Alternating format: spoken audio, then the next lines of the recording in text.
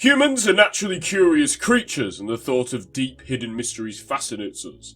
Whether it be the arcane, the metaphysical, or the political, the lure of a potentially deeper meaning to our mundane daily lives is intriguing to us as human beings, and as such in every part of the internet emerge wild theories, models, and ideas, with some being more logical than others. These are often called conspiracy theories, generally not regarded as true by the general public or experts, but perhaps with a glimmer of truth within them.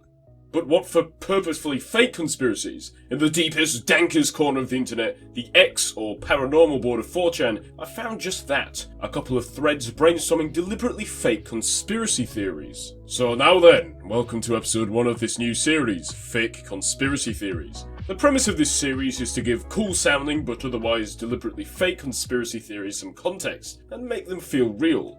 Many of them are simply too funny to pass up on, and some are so vague they almost sound real. And this series is an attempt to shape them into something sounding like a real story. In some online circles there has recently been discussion of a fake Japan.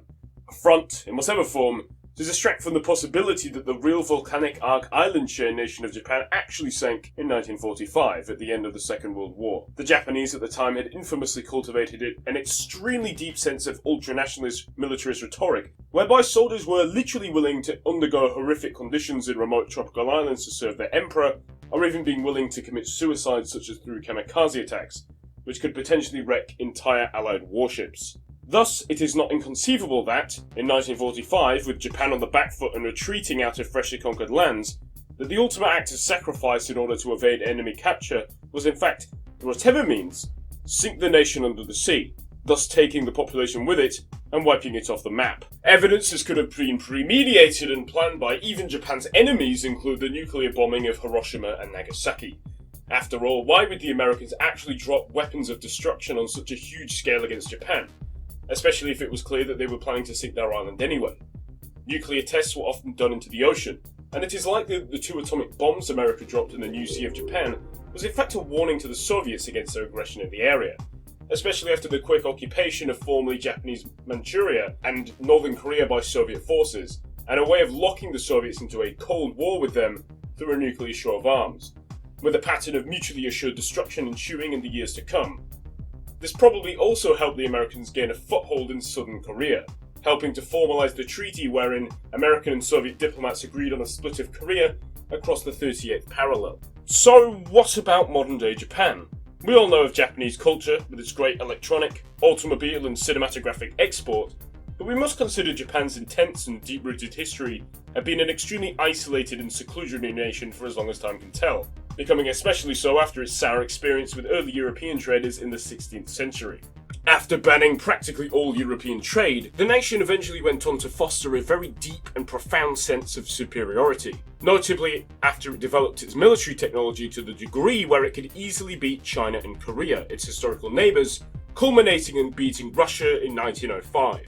This theory expounds that, knowing as much as we do about Japanese culture and traditions, the Japanese people, had they not sunk under the ocean, would probably not so easily give up this deep-rooted culture that had grown for hundreds of years, seemingly doing a 180 and becoming a Western liberal democracy with a free market economy. Knowing what we do about America assisting in the premediation of the sinking of Japan, they would likely try and cover it up to the international community. And likely using their new foothold in South Korea, a peoples much more open to Western ideas, as a front to pretend that Japan still existed and still exists to this day. In the modern day, comparing Korea and Japan, we know that they are very similar in terms of their societies, political systems and economic exports, and thus it's not too much of a stretch to say that our modern perception of Japan is likely entirely fabricated as a plot by the US government. Every time we see Japan on our televisions, it's simply looking at South Korean society. So this was my concept for the fake Japan theory. After seeing it in the 4chan thread, I couldn't help but make a video on it. Something about these 2 simple words makes my brain run wild with theories, as it has so much historical and cultural context to back it up, but it's so obviously implausible that it seems real somehow. And really that is the essence of conspiracy theories, whether they be fake or real. Thanks for watching this video. This series is very experimental and so I might change it. I thought of doing some kind of analysis section at the end, but in this case I kind of combined the context and the analysis, especially since the original post was literally just the 2 words and nothing else. Feel free to comment your own fake conspiracy theories below. See you in the next one.